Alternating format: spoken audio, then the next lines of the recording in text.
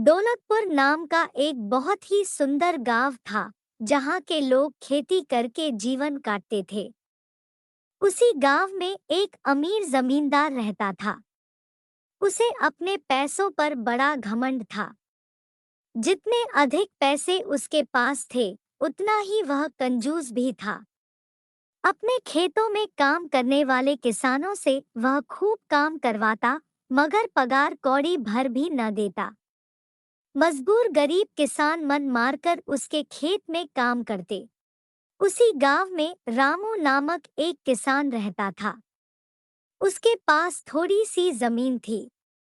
उसी में खेती बाड़ी कर वह अपना और अपने परिवार का गुजारा चलाता था। रामू बड़ा मेहनती था। वह दिन भर अपने खेत में काम करता और अपनी मेहनत के दम पर इतनी फसल प्राप्त कर लेता कि अपने परिवार के लिए 2 वक्त की रोटी जुटा सके। गांव के बाकी किसानों के पास रामू के मुकाबले अधिक जमीनें थी। वे रामू की मेहनत देखकर हैरान होते कि कैसे इतनी सी जमीन में वह इतनी फसल उगा लेता है। एक साल गांव में भयंकर सूखा पड़ा। बिना बारिश के खेत खलिहान सूखने लगे।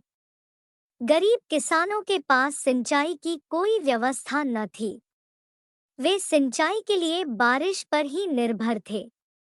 इसलिए उनकी सारी फसल बर्बाद हो गई। रामू के साथ भी यही हुआ।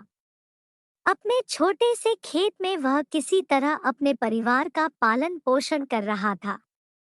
अब उनके सामने भूखों मरने की नौबत आ गई। मजबूरी के कारण वह गांव के जमींदार के पास कर्ज मांगने गया। उसने सोचा कि यदि उसने रामू को पैसे दिए तो यह लौटा तो पाएगा नहीं। इसलिए इसे अपने खेत में काम पर लगा लेता हूँ।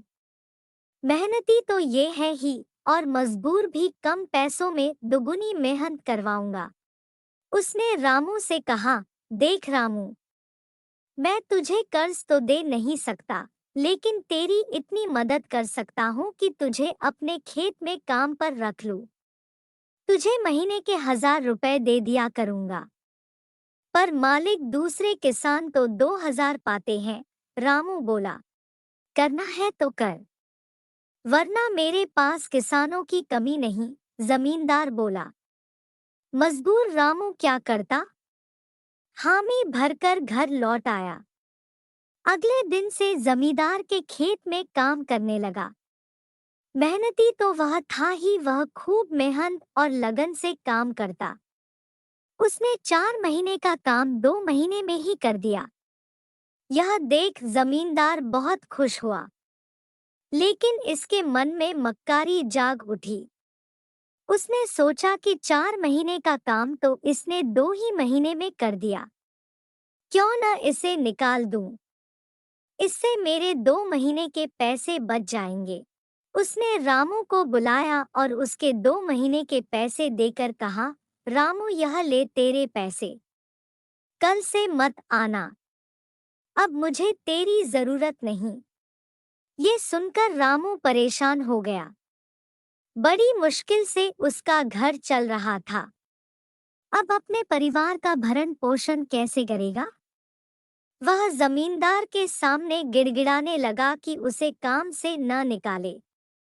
लेकिन जमींदार ने उसकी एक न सुनी और उसे काम से निकाल दिया। रामू आंखों में आंसू लेकर घर लौटा। चिंता से रात भर उसे नींद नहीं आई। सुबह उठकर उसने फैसला किया कि वह फिर से जमींदार के पास जाएगा और उससे विनती करेगा कि उसे वापस काम पर रख ले। वह जमींदार के घर के सामने जाकर बैठ गया। सुबह उठकर जब जमींदार अपने घर से बाहर निकला तो रामू को घर के सामने बैठा हुआ देखा। उसने रामू से पूछा, क्या हुआ रामू, क्यों आया है?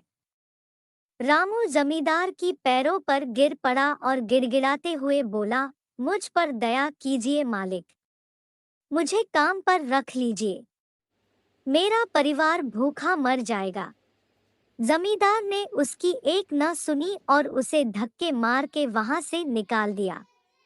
रामू उस समय तो वहां से चला गया, लेकिन अगली सुबह फिर सेठ के घर के सामने जाकर बैठ गया। जमींदार ने उसे फिर बुरा भला कहकर भगा दिया। अब से रोज यही क्रम चलने लगा। रामू रोज जमींदार के घर के सामने जाकर बैठ जाता और जमींदार उसे भगा देता। पूरे गांव में इस बात की चर्चा होने लगी। सब जमींदार को भला बुरा कहने लगे। तंग आकर जमींदार ने सोचा कि क्यों ना कुछ दिन परिवार सहित दूसरे गांव चला जाऊं। मुझे घर पर ना देखकर रामू यहाँ आना बंद कर देगा। अगले दिन वह परिवार सहित दूसरे गांव अपने रिश्तेदार के घर चला गया। 10-15 दिन रिश्तेदार के घर रहने के बाद जब वह अपने घर लौटा तो मोहन को अपने घर के सामने बैठा नहीं पाया। वह मन ही मन खुश हुआ कि चलो उससे पीछा छूटा। लेकिन वह चकित भी हुआ कि आखिर रामू ने आना बंद क्यों कर दिया। उसने गांव वालों को बुलाकर पूछा तो पता चला कि रामू घायल है और अपने घर पर पड़ा हुआ है। जमींदार ने पूछा, क्या हुआ उसे? एक जमींदार ने कहा, मालिक, आज जब दूसरे गांव चले गए थे तब भी रामू आपके घर के सामने बैठा रहता था।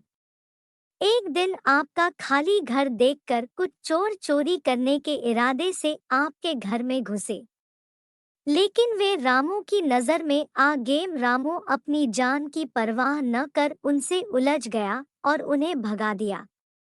उनके बीच हुई हाथ-पाई के कारण रामू घायल हो गया।